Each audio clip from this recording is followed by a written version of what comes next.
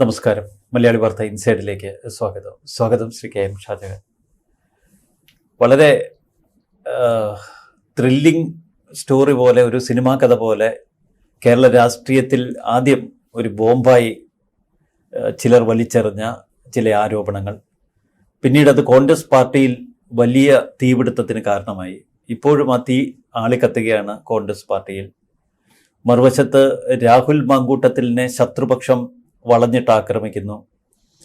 ഒടുവിൽ ഗത്യന്തരമില്ലാതെ അടൂരിലെ വീട്ടിൽ ഇപ്പോഴും പൂട്ടിയിട്ടിരിക്കുകയാണ് എന്നും വേണമെങ്കിൽ നമുക്ക് പറയാം. എന്നാൽ ഈ ത്രില്ലിംഗ് സ്റ്റോറിയിലെ ഏറ്റവും ഹൈലൈറ്റ് എന്ന് പറയുന്നത് കേരളത്തിൻ്റെ മുഖ്യമന്ത്രി നേർക്കുനേർ രാഹുലിനെ വെല്ലുവിളിച്ചിരിക്കുന്നു. കേരളം കണ്ടിട്ടില്ലാത്ത, സമാനതകളില്ലാത്ത പെൺവേട്ടയാണ് രാഹുൽ നടത്തിയത്. അതുകൊണ്ട് തന്നെ ഉടൻ നിയമ നടപടികൾ എടുക്കുമെന്ന് മുഖ്യമന്ത്രി പ്രഖ്യാപിക്കുകയും തുടർന്ന് ക്രൈംബ്രാഞ്ചിനെ ഏൽപ്പിക്കുകയും ചെയ്തു. ക്രൈംബ്രാഞ്ച് വളരെ പെട്ടെന്ന് അന്വേഷണം തുടങ്ങി. ധാരാളം പരാതികളുണ്ട് എന്നൊക്കെയാണ് നമ്മൾ ആദ്യഘട്ടത്തിൽ കേട്ടത്. പക്ഷേ ഏറ്റവും ഒടുവിൽ ക്രൈംബ്രാഞ്ചിൻ്റെ കയ്യിലിരുന്നത് വെറും 5 പരാതികൾ മാത്രം. ആ പരാതികൾക്ക് പോലും ഒരു പൊതു സ്വഭാവമുണ്ട്. ഇതെല്ലാം മൂന്നാം കക്ഷികൾ കൊടുത്ത പരാതികളാണ്. അതും മാധ്യമ വാർത്തകളുടെ അടിസ്ഥാനത്തിൽ വെറും ഊഹാപോഹം പ്രചരിപ്പിച്ച് ഒരു വ്യക്തിയെ വീട്ടിലേക്ക് ഒതുക്കിയിരുത്തുക.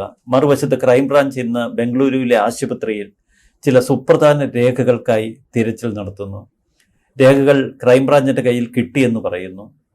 മറുവശത്ത് ഇതിലെ ഒരു പ്രധാന പരാതിക്കാരൻ ഇന്നലെ ഒരു ഫേസ്ബുക്കിൽ കുറിപ്പിട്ടിരുന്നു. ആ കുറിപ്പിൽ പറയുന്നത്, രാഹുൽ മാങ്കൂട്ടത്തിൽ പീഡിപ്പിച്ച് ഗർഭചിത്രം ചെയ്ത യുവതിയുടെ വീട്ടിൽ നിന്ന് യുവതിയും അമ്മയും പെട്ടെന്ന് അപ്രത്യക്ഷരായി. ഇതിനെ തുടർന്ന് ചില മാധ്യമ സുഹൃത്തുക്കൾ ഇടപെട്ട് ഈ പരാതിക്കാരൻ ഉൾപ്പെടെയുള്ള ആളുകൾ പെട്ടെന്ന് തന്നെ യുവതിയുടെ വീട് അന്വേഷിച്ച് ചെല്ലുകയും അവർ മുങ്ങിയതല്ല, അവരെങ്ങോട്ടോ യാത്ര പോയതാണ്. അപ്പോൾ അവരെ സംരക്ഷിക്കേണ്ട ഉത്തരവാദിത്വം ഇവിടുത്തെ ജനാധിപത്യ വിശ്വാസികൾക്കുണ്ട് എന്ന് ഈ പരാതിക്കാരൻ പറയുന്നു. പക്ഷേ യുവതിയുടെ പേരറിയില്ല. ഈ യുവതിയുടെ പിൻപോയിന്റഡായി യുവതിയുടെ തെളിവുകൾ കിട്ടിയെങ്കിൽ അവിടെ എന്തുകൊണ്ട് ക്രൈംബ്രാഞ്ച് എത്തുന്നില്ല? ഇതുവരെ ക്രൈംബ്രാഞ്ചിന്റെ പക്കൽ രാഹുൽ മാങ്കൂട്ടത്തിനെതിരെ ഒരു ഇരയുടെയും മൊഴിയില്ല, പരാതിയില്ല. മറുവശത്ത് ആരോപണങ്ങളുടെ കുത്തൊഴുക്കാണ് മാധ്യമങ്ങളിലും സമൂഹ മാധ്യമങ്ങളിലും. എന്നാൽ രാഹുൽ മാങ്കൂട്ടത്തിന് വലിയൊരു പ്രതിരോധം ജനങ്ങൾക്കിടയിൽ നിന്നിപ്പോൾ കിട്ടുന്നുമുണ്ട്. എന്താണ് അങ്ങയുടെ ഒരു വിലയിരുത്തൽ? ഇതിൽ എനിക്ക് ആമുഖമായി പറയാനുള്ളത്, ഈ രാഹുൽ മാങ്കൂട്ടം എന്ന് പറഞ്ഞ ചെറുപ്പക്കാരനെ ഏറ്റവും കൂടുതൽ പ്രൊമോട്ട് ചെയ്തിട്ടുള്ള പല ആളുകളിൽ ഒരാളാണ് ഞാൻ. നമ്മുടെ ഈ സ്റ്റുഡിയോയിലൊക്കെ സാറ് കൊണ്ടുവന്നിട്ടുണ്ട്. എനിക്ക് അതിനോട് വലിയ ബഹുമാനമായിരുന്നു. അതിൽ CPM കാരനെ ഇപ്പോഴും ട്രോൾ ചെയ്യുന്നൊരു വിഷയവും കൂടെ ഉണ്ട്. കാരണം അയാൾ ജയിലിൽ പോയപ്പോൾ അയാൾക്ക് ജാമ്യം കൊടുക്കാതിരുന്നപ്പോൾ ഞാനൊരു വീഡിയോ ചെയ്തപ്പോൾ പിറക്കാതിരുന്ന അനിയൻ എന്ന് ഞാൻ പറഞ്ഞു. എന്റെ മനസ്സ് വിങ്ങുന്നു എന്നൊക്കെ പറഞ്ഞ് ഞാനൊരു വീഡിയോ, വൈറലായ ഒരു വീഡിയോ ആണ്. അതൊക്കെ വെച്ചിട്ടുള്ള ട്രോളും കാര്യങ്ങളൊക്കെ വന്നു. പക്ഷെ എനിക്ക് ഇതിനകത്ത് പറയാനൊരു ഒറ്റ പ്രശ്നമേ ഉള്ളൂ. അത് ഞാൻ ആദ്യം തന്നെ പറഞ്ഞേക്കാം. ഇയാൾക്കെതിരെ ആരോപണങ്ങൾ ഉയരുന്നില്ല, ഇയാളെ പീഡിപ്പിക്കാനുള്ള ശ്രമങ്ങളില്ല, അതൊന്നും ഞാൻ പറയുന്നില്ല. അതൊക്കെ ഉണ്ട്. അതെല്ലാം CPM ആണല്ലോ. CPM അത് നല്ല ഗംഭീരമായിട്ട് ചെയ്യാനറിയാം. എന്ന് മാത്രമല്ല, CPM വലിയ തോതിൽ പരിക്കേൽപ്പിച്ചിട്ടുള്ള ഒരാളും കൂടെ ആകുമ്പോൾ CPM അത് ആവേശപൂർവ്വം ചെയ്യും. പക്ഷെ ഇതിനകത്തുള്ള ഒരൊറ്റ പ്രശ്നം എന്താണ് സോമൻ? ആദ്യമായിട്ട് നമ്മൾ നോക്കുമ്പോൾ ഉള്ള പ്രശ്നം എന്ന് പറയുന്നത്, ഇയാൾക്കെതിരെ ഒരുപാട് ആരോപണങ്ങൾ ഉയർന്നിരിക്കുന്നു. അതിൽ പലതരത്തിലുള്ള ആരോപണങ്ങളുണ്ട്. അതിൽ ആദ്യമായൊരു സിനിമാ നടി വന്നു. ആ സിനിമാ നടിയും സതീശനുമായി പിതൃപുത്രി ബന്ധമാണ് എന്നാണ് അവർ അന്യോന്യം അവകാശപ്പെടുന്നത്. സതീശൻ പറയുന്നു മകളായിട്ടാണ് ഞാൻ കാണുന്നത്, മകൾ പറയുന്നു ഞാൻ അച്ഛനായിട്ടാണ് കാണുന്നത് എന്ന് പറയും. നമുക്കറിയില്ല, എന്തായാലും ആട്ടെ, ഞാൻ അതിനകത്തേക്കൊന്നും പോകുന്നില്ല. അവരാണ് ആദ്യം വരുന്നത്. അവരെന്നിട്ട് കുറെ കാര്യങ്ങൾ പറഞ്ഞിട്ട് അവരവരുടെ വഴിക്ക് പോയി. പിന്നെ അവരെ കാണുന്നില്ല. പക്ഷെ അവര് രാഹുലിന്റെ പേര് വെളിപ്പെടുത്തിയില്ല. പിന്നീട് രാഹുലിനെതിരെ തനിക്ക് പരാതിയുമില്ല എന്ന് മാധ്യമങ്ങളുടെ മുന്നിൽ പറഞ്ഞു. അത് ഞാൻ കേട്ടില്ല. എന്തായാലും അവരെ ഒന്നും പറഞ്ഞില്ല. അവരൊരു പുകമറ അങ്ങോട്ട് സൃഷ്ടിച്ചു. അതിനകത്ത് തന്നെ ഒരു വലിയ ദുരൂഹതയുണ്ട്. ആ ദുരൂഹത എന്താന്ന് ചോദിച്ചാൽ, നമ്മൾ എന്തൊക്കെ പറഞ്ഞു കഴിഞ്ഞാലും അവർ സതീശന്റെ ആളാണ്. ഞാൻ ചെയ്തൊരു വീഡിയോയിൽ അവരുടെ ഒരു വീഡിയോയുടെ ഒരു ഓഡിയോ ആണ് എടുത്തു കൊടുത്തത്. അവരോട് ഇന്റർവ്യൂ ചെയ്യുന്ന ആൾ ചോദിക്കുന്നുണ്ട്, നിങ്ങൾക്ക് എന്തെങ്കിലും പ്രതിസന്ധി എന്ന് ചോദിച്ചാൽ നിങ്ങൾ ആദ്യം വിളിക്കുന്ന ആരെയാണ്? അത് ഹെയിൽ യു കിങ് എന്നാണ് അവരുടെ ഒരു ഫേസ്ബുക്കിൽ അവർ പറഞ്ഞത്. അല്ല, ഇത് സംബന്ധിച്ച് കുറച്ച് വിശദാംശങ്ങൾ ഞാൻ സതീശന്റെ ഏറ്റവും അടുത്ത ഒരാളോട് ചോദിച്ചിരുന്നു. അപ്പോൾ എനിക്ക് നൽകിയ വിശദീകരണം, ഈ നടിയുടെ റിനി ആൻ ജോർജിന്റെ പിതാവും സതീശനും വളരെ അടുത്ത സുഹൃത്തുക്കളാണ്. ഒരു പണ്ട് മുതലേ വലിയ സ്നേഹബന്ധത്തിലാണ്. ക്രമേണ ഈ നടി ആദ്യകാലത്ത് യൂത്ത് കോൺഗ്രസ് പ്രവർത്തകയായിരുന്നു, KSU യൂത്ത് കോൺഗ്രസ് ഒക്കെ പ്രവർത്തകയായിരുന്നു. അപ്പോൾ സ്വാഭാവികമായി എറണാകുളം ഭാഗത്തുള്ള പരവൂർ MLA ആയ സതീശനോട് അവർക്ക് നേരത്തെ പരിചയമുണ്ട്. സ്വന്തം പിതാവിൻ്റെ വഴിക്ക് ആ തലത്തിൽ പിതാവിൻ്റെ സുഹൃത്ത് എന്നുള്ള നിലയിൽ ഒരു ആരാധനയുണ്ട്. അങ്ങനെ അവർക്കിടയിൽ ഒരു വലിയ ദൃഢമായ ബന്ധമുണ്ടായിരുന്നു എന്നാണ് പറഞ്ഞത്. സുമന, ഞാൻ മനസ്സിലാക്കിയെടുത്തോളം ഇതെല്ലാം പൂർണ്ണമായും തെറ്റാണ്. എന്താണെന്നറിയാം, ഞാൻ എൻ്റെ BSc പഠിച്ചിരുന്ന UC കോളേജിൽ. ഞാൻ പഠിച്ചിരുന്ന സമയത്ത് അവിടെ പഠിച്ചിരുന്ന ജോർജ് ജോസഫിൻ്റെ മകളാണ് റിനി. എൻ്റെ അടുത്ത സുഹൃത്തുമാണ്. ഈ സാമ്പത്തിക കാര്യങ്ങൾ ലേഖനങ്ങളൊക്കെ എഴുതുന്ന ആളായിരുന്നു ജോർജ് ജോസഫ്. പിന്നെ അത് വലിയ പത്രത്തിലൊക്കെ ചേർന്നൊക്കെ കേട്ടു. ജോർജ് ജോസഫ് CPM-ന്റെ ഒരു ലോക്കൽ കമ്മിറ്റി മെമ്പറാണ്. CPM-ന്റെ പ്രധാന ആളാണ് ജോർജ് ജോസഫ്. പക്ഷെ മകൾക്ക് ഇഷ്ടമുള്ള രാഷ്ട്രീയ പാർട്ടി. പക്ഷെ മകൾ എന്ന് പരസ്യമായി പറഞ്ഞിരിക്കുന്നത് എന്താണ്? എന്റെ സതീശനോടുള്ള ആരാധന മൂത്താണ് ഞാൻ പിന്നെ കോൺഗ്രസ് ആയത്. ഏത് സതീശനോടുള്ള ആരാധന. അപ്പൊ സതീശന്റെ ഒരു ആരാധികയാണ്. സതീശൻ കഴിഞ്ഞ ഉമ്മൻചാണ്ടി മന്ത്രിസഭയിൽ മന്ത്രിയാകും എന്ന് ഈ നടി വിശ്വസിച്ചിരുന്നു. അത് നടക്കാതിരുന്നപ്പോൾ അവർക്ക് വലിയ വിഷമം തോന്നി. അതിനുശേഷം പ്രതിപക്ഷ നേതാവായപ്പോൾ അവരെന്ത് ചെയ്തു? അവർ ഒരു ഉദ്ധരണി ഇട്ടിട്ട് പറഞ്ഞു, തോൽപ്പിക്കേണ്ടവരെ തോൽപ്പിച്ചതാ ഇതാ വന്നിരിക്കുന്നു പ്രതിപക്ഷ നേതാവ്. എന്നിട്ട് പറഞ്ഞിരിക്കുന്നു, മുഖ്യമന്ത്രി ആവുന്ന ദിവസം ഞാൻ കാത്തിരിക്കും, ഹെയിൽ യു കിങ് എന്നാണ് സതീശനെ കുറിച്ചിട്ട് അവർ പറഞ്ഞത്. അപ്പൊ സതീശന്റെ ഏറ്റവും വലിയ ആരാധികയാണ്. ആരാധന മൂത്താണ് അവര് കോൺഗ്രസ് ആയത്. അപ്പം ഉറപ്പാണ് സതീശന്റെ ഏറ്റവും അടുത്ത ആളാണ്. അത് പിതൃപുത്രി ബന്ധം എന്ന് അവരങ്ങോട്ടും ഇങ്ങോട്ടും പറയുന്ന സ്ഥിതിക്ക് നമുക്കത് വിശ്വസിക്കാം. അതിനപ്പുറത്ത് അല്ലാത്ത ഒരുപാട് കഥകളുണ്ട്, അവിടെ നിൽക്കട്ടെ, വിശ്വസിക്കാം. അവരെയാണ് ആദ്യമായി വന്ന് ഈ വെടി ആദ്യം പൊട്ടിക്കുന്നത്. അതിനകത്തൊന്നും ഉണ്ടായില്ല. അവിടെ തന്നെ പ്രശ്നമുണ്ട്. എന്താണെന്ന് ചോദിച്ചാൽ, സതീശന്റെ ഏറ്റവും അടുത്ത ആളായിരുന്നല്ലോ രാഹുൽ മാങ്കൂട്ടം. എന്റെ പിള്ളേര് എന്ന് പറഞ്ഞാണല്ലോ റീലിട്ടിരുന്നത് സതീശൻ. ഈ രാഹുൽ മാങ്കൂട്ടവും ഷാഫി പറമ്പിലും. ഞാൻ മനസ്സിലാക്കുന്നിടത്തോളം ആ സമയത്ത് തന്നെ ഈ വിവരം സതീശന്റെ ഉണ്ട്. ഏത്? ഈ ഗർഭഛിദ്രം ഇതുപോലുള്ള വിവരങ്ങൾ പരാതികളായിട്ട് സതീശന്റെ ഉണ്ടെന്ന് മാത്രമല്ല, ഞാൻ മനസ്സിലാക്കിയത് സതീശൻ ഈ ഗർഭഛിദ്ര പ്രശ്നത്തിൽ ഇടപെട്ടിട്ടുണ്ട് എന്നും ഈ ഗർഭഛിദ്രത്തിന് ഇരയായിട്ടുള്ള സ്ത്രീയുടെ അമ്മയോട് സംസാരിച്ചിട്ടുണ്ടെന്നും ഷാജൻ സ്കറി ഒരു വീഡിയോയിൽ പറഞ്ഞിട്ടുണ്ട്. ഇതുവരെ നിഷേധിക്കപ്പെട്ടിട്ടില്ല. അപ്പൊ അതിൽ നിന്ന് വരുന്നെന്താ? നിഷേധിക്കപ്പെടാത്തോണ്ട് വരുന്നെന്താ? രാഹുൽ മാങ്കൂട്ടൻ സതീശന്റെ ആളായിരുന്ന സമയത്ത് ഈ വിഷയത്തിൽ സതീശൻ ഇടപെട്ടിട്ടുണ്ടെന്നും ഉള്ള ആരോപണങ്ങൾ പൊതുമണ്ഡലത്തിൽ നിൽക്കുന്നു. ഇപ്പൊ സതീശന്റെ ഏറ്റവും വലിയ ശത്രുവാണ്.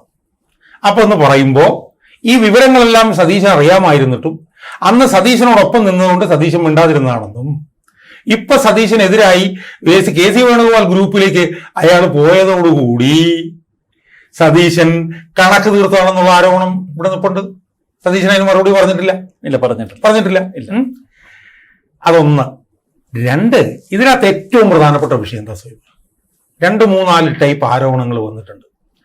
ഒന്ന്, സതീശൻ ഈ സ്ത്രീയെ കൊണ്ട് പറയിപ്പിച്ചതാണെന്നുള്ളത് വളരെ ഗൗരവമായി പൊതുമണ്ഡലത്തിൽ നിൽപ്പുണ്ട്. സതീശന് കൺവിൻസിംഗ് ആയിട്ട് അതിനെ എതിർക്കാനും കഴിഞ്ഞിട്ടില്ല. സതീശന്റെ ആളാണ് അവർ വന്ന് പറഞ്ഞു പോയി. അവരാണല്ലോ ഇത് തുടങ്ങി വെച്ചത്. അവരിപ്പോ പരാതി ഇല്ലാന്ന് വരെ പറയുന്നു. ഇതിനകത്ത് ഉള്ള ഒരൊറ്റ വിഷയമേ ഉള്ളൂ. എന്താണ് അത്? രാഹുൽ മാങ്കൂട്ടത്തിന് ഒരു 5 മിനിറ്റ് കൊണ്ട് തീർക്കാവുന്ന വിഷയമേ ഇതിനകത്തുള്ളൂ. രാഹുൽ മാങ്കൂട്ടത്തിന് പറയാം, ഈ സിനിമാ നടി വന്ന് ഇത് പറഞ്ഞു, ഞാൻ ഗർഭഛിദ്രം നടത്തിയെന്ന് പറയുന്നു, ആരോപണങ്ങൾ ഒരുപാടുണ്ട്. ഞാൻ ഇതൊന്നും ചെയ്തിട്ടില്ല, ഞാൻ ആർക്കും തെറ്റായ ഒരു മെസ്സേജ് അയച്ചിട്ടില്ല, ഞാൻ ഗർഭഛിദ്രം നടത്തിയിട്ടില്ല, ഞാൻ ആരെയും ഗർഭിണിയാക്കിയിട്ടില്ല, എനിക്കെതിരെ വരുന്നത് മുഴുവൻ കള്ളക്കഥകളാണ്. അതുകൊണ്ട് ഇങ്ങനെ പറയുന്നവരെ ഞാൻ വെല്ലുവിളിക്കുന്നു. ഞാൻ ഇങ്ങനെ ഉണ്ട് എന്ന് ചെയ്തിട്ടുണ്ടെന്ന് തെളിയിച്ചാൽ ഞാൻ MLA സാറാ പരാതി വെച്ചേക്കാം എന്ന് പറഞ്ഞാൽ അവിടെ തീരേണ്ട വിഷയം ഇതുള്ളൂ. അതെന്തുകൊണ്ടാണ് അയാൾ അതിന് തയ്യാറാവാത്തെന്നുള്ള ഒറ്റ ചോദ്യം അതുള്ളൂ. അല്ല, അതില് രാഹുൽ മാങ്കൂട്ടത്തിന്റെ ഭാഗത്ത് നമ്മൾ നോക്കുമ്പോൾ ഒരു പക്ഷേ രാഹുലിന് വ്യക്തിപരമായ ഒരു വീഴ്ച തന്റെ ജീവിതത്തിൽ എവിടെയെങ്കിലും സംഭവിച്ചിരിക്കുക. ഈ കാര്യം ഏറ്റവും അടുത്ത് നിന്ന സതീശനും അദ്ദേഹത്തോടൊപ്പമുള്ളവരും മനസ്സിലാക്കിയിരിക്കാം. അങ്ങ് പറഞ്ഞതുപോലെ ഒരു പക്ഷേ സതീശൻ ഗ്രൂപ്പ് പോരിന്റെ പേരിൽ ഈ നടിയെ ഉപയോഗിച്ചത് ഈ വെടി പൊട്ടിച്ചു. പിന്നീട് സതീശൻ കട്ടയ്ക്ക് നിലപാടെടുത്തു. ഇന്ന് സതീശന്റെ ഒരു പ്രതികരണം വന്നിരിക്കുന്നു. കേരളം ഇളകി മറിഞ്ഞ് തന്റെ നേർക്ക് വന്നാലും താൻ എടുത്ത നിലപാടിൽ മാറ്റമില്ല എന്ന് പറഞ്ഞാൽ സതീശന് ഇക്കാര്യത്തിൽ ബോധ്യമുണ്ട് എന്നതാണ് അദ്ദേഹത്തിന്റെ ആ പ്രതികരണത്തിൽ നിന്ന് നമ്മൾ മനസ്സിലാക്കേണ്ടത്. മാത്രവുമല്ല, സതീശൻ കുറച്ചുകൂടി ഇന്ന് വിശദീകരിച്ചിരുന്നു. കോൺഗ്രസിന്റെ നേതാക്കൾ ഒരുമിച്ചെടുത്ത തീരുമാനമാണ് ഞാൻ പൊതുമണ്ഡലത്തെ അറിയിച്ചത്. അപ്പോൾ രണ്ട് കാര്യങ്ങളിൽ ഇപ്പോഴും തന്റെ നിലപാടിൽ ഉറച്ചു നിൽക്കുന്നു സതീശൻ. മറുവശത്ത് രാഹുലിന്റെ നിശബ്ദത. ഈ നിശബ്ദത രണ്ട് തലത്തിലാകാം. ഒന്ന്, രാഹുലിനെ സംബന്ധിച്ച് വ്യക്തിപരമായ ഒരു വിഷയത്തിൽ പൊതുമണ്ഡലത്തിലേക്ക് അഭിപ്രായം നിരത്തി വീണ്ടും കൂടുതൽ അവഹേളിതനാകാൻ വേണ്ട എന്ന് കരുതിയിരിക്കാം. കാരണം അദ്ദേഹത്തിനെതിരെ ഒരു പരാതിക്കാരി പോലും ഇപ്പോൾ രംഗത്തില്ല. ഒരു തെളിവ് പോലും അദ്ദേഹത്തിനെതിരെ നമുക്ക് ന്യായമായും സംശയിക്കത്തക്ക തലത്തിൽ പൊതുമണ്ഡലത്തിലില്ല. പിന്നീട് ഈ ശബ്ദരേഖ അത് ടാമ്പേഡാണ്. തുടക്കത്തിൽ തന്നെ നമ്മൾ മറ്റ് ശബ്ദം മാറ്റി എഡിറ്റ് ചെയ്ത മോഡിലാണ് ആ ശബ്ദരേഖ റിപ്പോർട്ടർ TV പുറത്തുവിട്ടത്. ടാമ്പേഡായ ഒരു ശബ്ദരേഖയാണ് ആദ്യഘട്ടത്തിൽ വലിയ വിവാദ കൊടുങ്കാറ്റ് ഉയർത്തിയത്. ഗർഭചിത്ര കഥ പോലും എവിടെ നിന്ന് വന്നു, എന്താണ് ഇതിന്റെ അടിസ്ഥാനം എന്ന് യാതൊരു തരത്തിലും നമുക്ക് കണ്ടെത്താൻ കഴിയുന്നില്ല. അതിന്റെ വാസ്തവം എന്താണ് എന്ന് പൊതുമണ്ഡലത്തിന് യാതൊരു ബോധ്യവുമില്ല. പിന്നീട് ക്രൈംബ്രാഞ്ചിൻ്റെതായി 2 ദിവസങ്ങൾക്ക് മുമ്പ് വന്ന ഒരു കഥ മാതൃഭൂമി ന്യൂസാണ് ബ്രേക്ക് ചെയ്തത്. പക്ഷേ കേരളത്തിലെ ഒട്ടുമിക്ക മാധ്യമങ്ങളും അത് വലിയ പ്രാധാന്യത്തോടെ അവതരിപ്പിച്ചു. 2 ഗർഭചിത്ര കഥകളാണ് അതിൻ്റെ അതിൽ വിശദീകരിക്കുന്നത്. ഒരു ഗർഭചിത്രത്തിന് ഇരയായ യുവതി, ഈ രാഹുൽ മാങ്കൂട്ടം ഗർഭിണിയാക്കി ഗർഭചിത്രത്തിന് ഇരയാക്കിയ യുവതി, അവർ ആദ്യം ഗർഭചിത്രം ചെയ്യുകയും പിന്നീട് അവരും അവരുടെ ബന്ധുവും കൂടി രണ്ടാമത് രാഹുൽ ഗർഭിണിയാക്കിയ യുവതിയെയും കൂട്ടി ബംഗളൂരുവിലേക്ക് പോവുകയും അവിടെ വെച്ച് ഗർഭചിത്രം നടത്തുകയും ചെയ്തു. ഈ യുവതി അവരെ സഹായിച്ചു. ഇത്തരം വിചിത്ര കഥകൾ നമ്മൾ വിശ്വസിക്കണോ? അല്ല സോമനെ, ഞാൻ പറഞ്ഞല്ലോ, ഇത് ഒരുപാട് വിചിത്ര കഥകൾ പ്രചരിക്കുന്നുണ്ടെന്നുള്ള കാര്യത്തിൽ യാതൊരു തർക്കവുമില്ല. പക്ഷേ ഞാൻ പറയുന്ന പോയിന്റ് ഇത്രേ ഉള്ളൂ. ഇത് പരിഹരിക്കാൻ ഈ രാഹുൽ മാങ്കൂട്ടത്തിന് ഒരു ബുദ്ധിമുട്ടുമില്ല. ഇപ്പൊ രാഹുൽ മാങ്കൂട്ടം പ്രത്യേക സാഹചര്യത്തിൽ രാഹുൽ മാങ്കൂട്ടത്തിന് പ്രണയം ഉണ്ടായിരുന്ന ഒരു കുട്ടിയായിട്ട് ശാരീരിക ബന്ധത്തിൽ ഏർപ്പെട്ടു, ഗർഭചിത്രം നടത്തി എന്ന് തന്നെ വിചാരിക്കാം. അതിൽ അവർക്ക് പരാതി ഇല്ലാത്ത അല്ല ഞാൻ പറഞ്ഞത്, അങ്ങനെയാണെങ്കിൽ അത് പുറത്തു വന്നാൽ എന്താ കുഴപ്പം? അത് പുറത്തു വരുമ്പോഴല്ലേ ഇയാളുടെ വിശ്വാസ്യത കൂടുക. ഞാൻ ഇങ്ങനെ ഒരു പെൺകുട്ടിയായിട്ടൊരു ഒരു പ്രണയത്തിലായിരുന്നു, എനിക്ക് ഈ അവസരത്തിൽ ഇങ്ങനെ സംഭവിച്ചു. ആ സ്ത്രീക്ക് ഇവനോട് പരാതി ഇല്ല എന്നുള്ളത് വ്യക്തമാണല്ലോ. അതെ, ആണല്ലോ, അതുകൊണ്ടല്ലോ പുറത്തു വരാത്തത്. അങ്ങനെ ഇല്ലെങ്കിൽ ഇത് പുറത്തു വന്നാൽ എന്താണ് പ്രശ്നം? ഇപ്പൊ ഗർഭചിത്രം എന്ന് പറയുന്നത് കൺസെന്റോടു കൂടിയാണെങ്കിൽ അത് ക്രൈമല്ല. കൺസെന്റ് ഇല്ലാതെ ആകുമ്പോഴത്തേക്കാണ് അത് ക്രൈം ആകുന്നത്. മനസ്സിലായി? അപ്പൊ ഇയാളെ കുറിച്ചിട്ട് ഇത്രയേറെ കെട്ടുകഥകളും കാര്യങ്ങളും ഒക്കെ പുറത്തു വരുമ്പോൾ ഇയാൾ ഇതിനകത്ത് തെറ്റായിട്ടൊന്നും ചെയ്തിട്ടില്ലെങ്കിൽ അയാൾക്ക് ഇത് അനുകൂലമാക്കാൻ എന്താണ് ബുദ്ധിമുട്ട്? ഇയാൾ ഈ ഡിഫെൻസീവിൽ പോകുന്നതിന്റെ കാരണം എന്താണ്? ഡിഫെൻസീവിൽ പോകുന്നതിന്റെ പ്രധാനപ്പെട്ട കാരണം എന്ന് പറഞ്ഞു കഴിഞ്ഞാൽ മൊത്തം നിശബ്ദതയാണ്. ഇയാളുടെ ഭാഗത്തുനിന്നൊന്നും വരുന്നില്ല എന്ന് മാത്രമല്ല, ഇയാൾ ചെയ്യുന്നൊരു വലിയ തെറ്റെന്താണ്? ഇയാള് നിശബ്ദനായി ഇരുന്നു കൊണ്ട് സാമൂഹ്യ മാധ്യമങ്ങളിലൂടെ ഇയാൾക്ക് അനുകൂലമായിട്ട്, ഇപ്പം ഇയാൾക്കെതിരായിട്ട് കഥകൾ വരുന്നുണ്ടെന്ന് പറഞ്ഞല്ലോ, അത് 100% ഉറപ്പ്. അതോടൊപ്പം തന്നെ സാമൂഹ്യ മാധ്യമങ്ങൾ ഉപയോഗിച്ചുകൊണ്ട് ഇയാൾക്ക് അനുകൂലമായിട്ടുള്ള വലിയ ക്യാമ്പയിൻ പുറകിലിരുന്ന് ഇയാളും ഷാഫി പറമ്പിലൂടെ ചേർന്ന് നടത്തിക്കൊണ്ടിരിക്കുകയാണെന്നുള്ളത് ആർക്കാണ് മനസ്സിലാവുന്നത്? പക്ഷേ ഈ രാഹുൽ മാങ്കൂട്ടത്തിന് ഒരു വലിയ ഫാൻ ബേസ് ഉണ്ട്, അതിൽ നമുക്ക് സംശയം വേണ്ട. ആ രാഹുൽ മാങ്കൂട്ടത്തിന്റെ ടീം ഒരുപക്ഷെ ഇയാളുടെ നിർദ്ദേശമനുസരിച്ചാവില്ല, അവർ സ്വയം രാഹുൽ മാങ്കൂട്ടത്തിന് ഒരു പ്രതിരോധം സൃഷ്ടിക്കുന്നതാവാം നമ്മൾ സമൂഹ മാധ്യമങ്ങളിൽ കാണുന്നത്. പക്ഷെ സാധാരണ ഒരു വാർത്ത ഇപ്പോൾ സമൂഹ മാധ്യമങ്ങളിൽ നമ്മൾ ആ വാർത്തയുടെ താഴെ വരുന്ന കമന്റുകളൊന്ന് പരിശോധിച്ചാൽ രാഹുൽ മാങ്കൂട്ടത്തിന് വലിയ പിന്തുണയാണ് ഇപ്പോൾ ലഭിക്കുന്നത്. അല്ല സുഹൈമാനെ, ഞാൻ പറഞ്ഞല്ലോ, ഇത് രാഹുൽ മാങ്കൂട്ടത്തിന്റെ കാര്യത്തിൽ വരുമ്പോൾ നമ്മൾ അതിനെ പിന്തുണയ്ക്കുന്നു. CPM കാരൻ ഇതുപോലെ ചെയ്യുമ്പോഴത്തേക്കോ ഫാൻ ബേസ് എന്ന് പറഞ്ഞാൽ എന്താണ് ഈ ഫാൻ ബേസ് എന്ന് പറയുന്നത്? ഈ ഫാൻ ബേസ് ചെയ്യുന്ന കാര്യങ്ങൾ ശരിയാണോ? അത് സമൂഹത്തിൽ നല്ല മെസ്സേജ് ആണോ കൊടുക്കുന്നത്, തെറ്റായിട്ടുള്ള മെസ്സേജ് ആണോ കൊടുക്കുന്നത്? ഇത് നമ്മൾ നോക്കണ്ടേ? അല്ല, അവിടെയും ഒരു സ്ഥായിയായ പരാതിക്കാരിയില്ല, സ്ഥായിയായ തെളിവുകളില്ല, ഊഹാപോഹങ്ങൾ പ്രചരിപ്പിക്കുന്നു. ഇതിനകത്തുള്ള പ്രശ്നം ഞാൻ പറഞ്ഞല്ലോ, അതിൽ തെറ്റില്ല. അത് നിങ്ങൾ സ്വയം പറയുന്നത് ശരിയാണ്. പരാതിയില്ല എന്ന് പറയുന്നു. ഈ പരാതിയില്ല എന്ന് നമുക്ക് വെറുതെ പറഞ്ഞു പോകാം. പക്ഷേ ഒരു സമൂഹത്തിൽ ഉന്നത സ്ഥാനീയനായിട്ടുള്ള ഒരാൾക്കെതിരെ ഒരു സാധാരണ സ്ത്രീക്കൊന്നും പരാതിയായിട്ടൊന്നും ഈ സമൂഹത്തിൽ പോകാൻ പറ്റില്ല. ഇനി പരാതിയായിട്ട് പോയാൽ തന്നെ കോടതി ചെല്ലുമ്പോഴത്തേക്ക് ജാമ്യം കിട്ടി പുറത്തേക്ക് പോകും. ശരി, ഈ ശബ്ദരേഖ പുറത്തുവിട്ട റിപ്പോർട്ടർ TVക്ക് ഈ ശബ്ദരേഖ യഥാർത്ഥത്തിലുള്ളതാണ് എന്ന് വളരെ തർപ്പിച്ച് പറയുകയും ഈ ശബ്ദരേഖ ക്രൈംബ്രാഞ്ചിന് കൈമാറി അതിന്റെ സോഴ്സ് വെളിപ്പെടുത്തുകയും ചെയ്യാമല്ലോ. അതുപോലെ അവർ ചെയ്തിട്ടില്ല. അവരുടെ വാദം എന്താ? അവരിതിന് പറയുന്നതായിട്ട് ഞാൻ മനസ്സിലാക്കുന്നത് എന്താ, പിന്നെ ഈ സ്ത്രീയുടെ അനുവാദം ഇല്ലാതെ ചെയ്യാൻ പറ്റില്ല എന്നാണ് അവർ പറയുന്നത്. അതെ. അപ്പൊ സ്ത്രീക്ക് അത് പരാതി കൊടുക്കാനായിട്ട് താല്പര്യമില്ല. സ്ത്രീയും പുരുഷനും അവർക്കിടയിൽ ഒരു പരാതിയുടെ യാതൊരുവിധ കണികയും ഇല്ലെങ്കിൽ പിന്നെ സമൂഹത്തിന് എന്താണ് പ്രശ്നം? പ്രശ്നമില്ല, സമൂഹത്തിന് പ്രശ്നമില്ല എന്നുള്ളത് അവിടെ നിൽക്കട്ടെ. സമൂഹത്തിന് പ്രശ്നമില്ല, സമ്മതിച്ചു. സമൂഹത്തിന് പ്രശ്നമില്ല എന്ന് പറയുമ്പോഴും അതിൽ രാഹുൽ മാങ്കൂട്ടത്തിന് ഒന്ന് പറഞ്ഞാൽ പോരെ ഈ കാര്യം? ഒരു പക്ഷേ രാഹുൽ ഒരിക്കൽ പ്രണയിച്ച താൻ ഏതെങ്കിലും തലത്തിൽ കമ്മിറ്റഡ് ആയിട്ടുള്ള ഒരു യുവതിയെ പ്രകോപിപ്പിക്കേണ്ട എന്ന് കരുതി അനാവശ്യ പ്രതികരണങ്ങളിലേക്ക് കടക്കാൻ ഞാൻ ചോദിക്കുന്നത്, രാഹുൽ മാങ്കൂട്ടത്തിനെതിരെ ഈ പെൺകുട്ടിക്ക് പരാതി ഇല്ലല്ലോ? ഇല്ലല്ലോ, അതിനകത്ത് തർക്കമില്ലല്ലോ. ഇല്ല. അങ്ങനെ പരാതിയില്ലെങ്കിൽ എനിക്കിങ്ങനൊന്നും സംഭവിച്ചതാണ്, ഞാൻ പ്രണയിച്ച പെൺകുട്ടിയെ ഗർഭചിത്രം നടത്തേണ്ടി വന്നു, അത് അവരുടെയും കൂടെ അനുവാദത്തോടുകൂടിയായിരുന്നു, അവർക്ക് പരാതിയില്ല എന്ന് പറഞ്ഞാൽ തീരുന്ന പ്രശ്നമല്ലേ ഉള്ളത്? അവിടെ മറ്റൊരു ചോദ്യം നിലനിൽക്കുന്നു. കാരണം ഈ യുവതിയെ കുറിച്ച് യാതൊരുവിധ ധാരണയും പൊതുസമൂഹത്തിനില്ല. ഇപ്പോൾ തിരുവനന്തപുരത്തെ ഒരു 5 മാധ്യമ പ്രവർത്തകന്മാരെ കുറിച്ച് കഥകൾ പ്രചരിക്കുന്നുണ്ട്. ഇതിൽ ചിലർ വിവാഹമോചനം നേടി അമ്മയ്ക്കൊപ്പം താമസിക്കുന്ന 2 പേരൊക്കെ ഉണ്ട്. അവരെയൊക്കെ ചുറ്റിപ്പറ്റി ഓരോ കഥകൾ തലസ്ഥാനത്തെ മാധ്യമ പ്രവർത്തകരും അല്ലാത്തവരും ചേർന്ന് പ്രചരിപ്പിച്ചുകൊണ്ടിരിക്കുകയാണ്.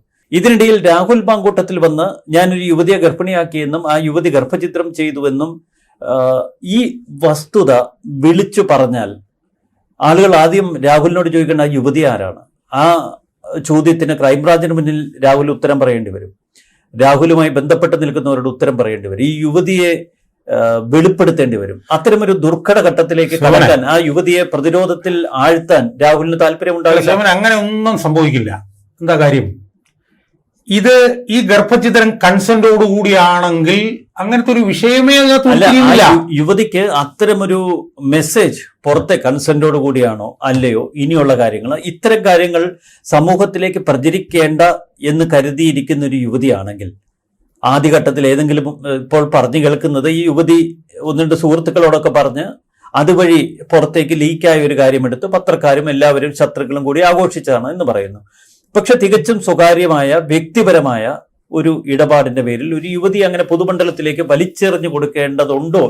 ഞാൻ ചോദിക്കുന്നത്, എന്തിനാണ് സ്ത്രീയെ പൊതുമണ്ഡലത്തിലേക്ക് വലിച്ചെറിഞ്ഞു കൊടുക്കുന്നത്?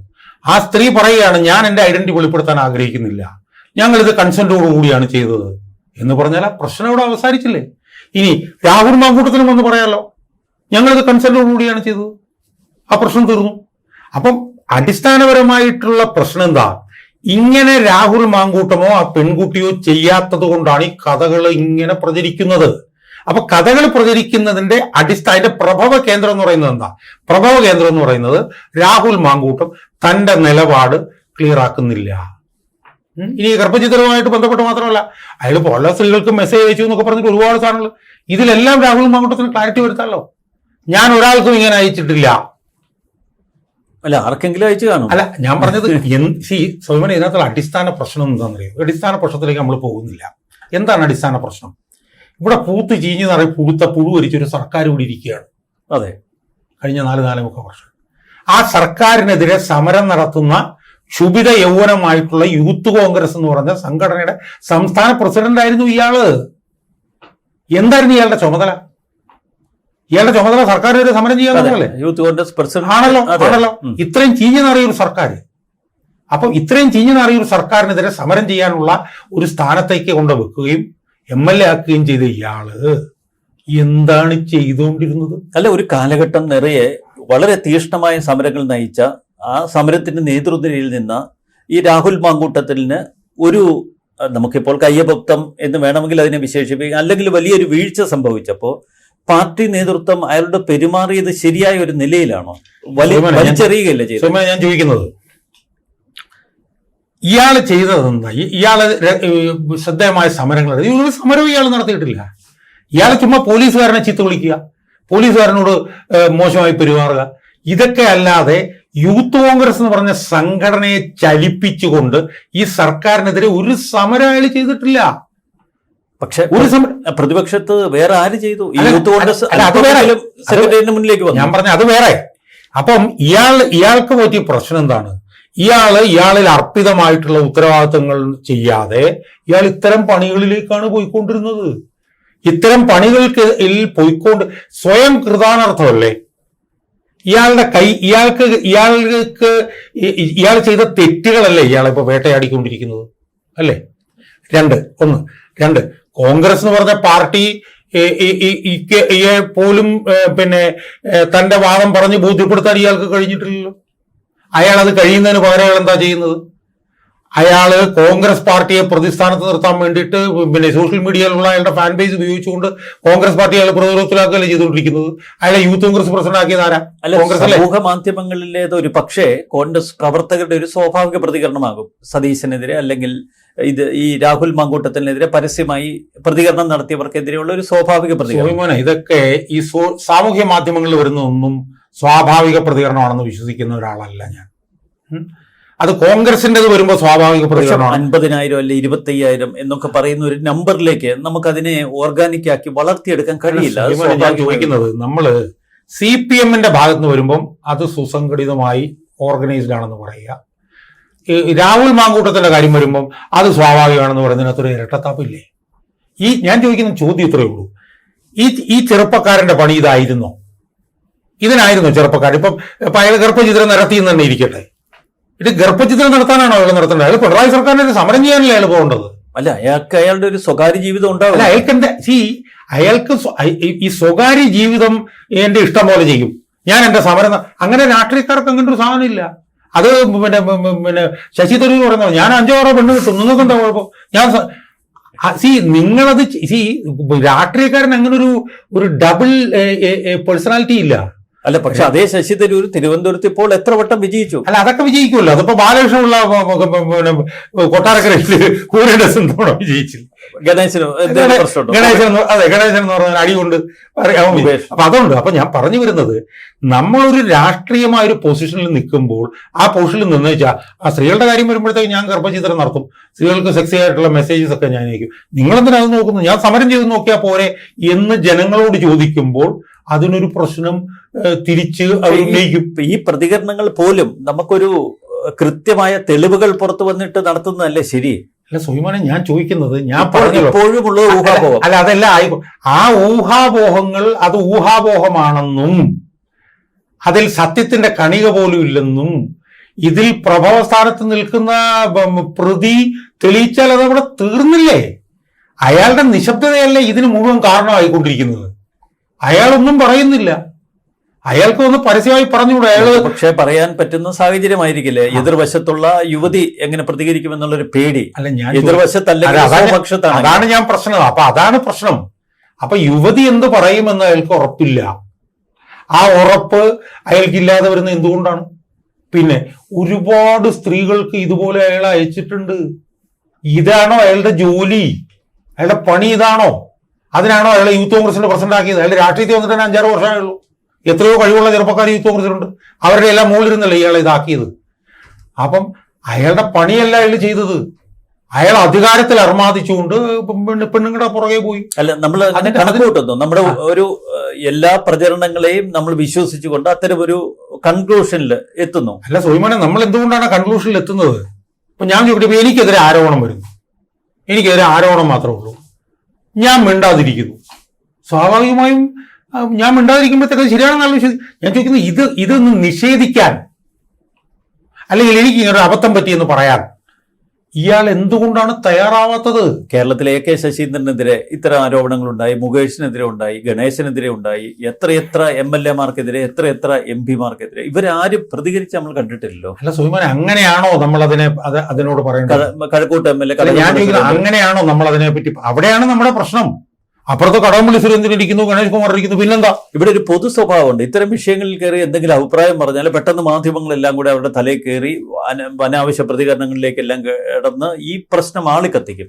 സുഹിമാനെ, ഞാൻ പറഞ്ഞു, നിങ്ങൾ എന്തിനാണ് അതിന് വശംവദനാവുന്നത്? എനിക്കെതിരെ ഒരു ആരോപണം വന്നാൽ ഞാൻ നിശബ്ദനായിട്ടിരുന്നു കഴിഞ്ഞാൽ അതാണ് ഏറ്റവും വലിയ കുറ്റം. എനിക്കെതിരെ വരുന്ന ആരോപണങ്ങൾ നിഷേധിക്കാൻ ഞാൻ തയ്യാറാവണ്ടേ? ആ നിഷേധിക്കാൻ തയ്യാറാവാത്തടത്തോളം കഥകൾ പ്രചരിക്കും. പിന്നെ ഇയാള് എന്തുകൊണ്ടാണ് നിഷേധിക്കാത്തത്? പലയിടത്തും ഇയാൾക്ക് കുഴപ്പമുണ്ട്. അല്ല, പലയിടത്താണോ ഏതെങ്കിലും ഒരു പോയിന്റിലാണോ നമുക്കറിയില്ല. ഏത് പോയിന്റിലായാലും അയാൾക്ക് വീഴ്ച പറ്റിയിട്ടുണ്ടെന്നുള്ളത് കൊണ്ടല്ലേ അയാൾ പ്രതികരിക്കാത്തത്. പക്ഷെ പരാതിക്കാരില്ല.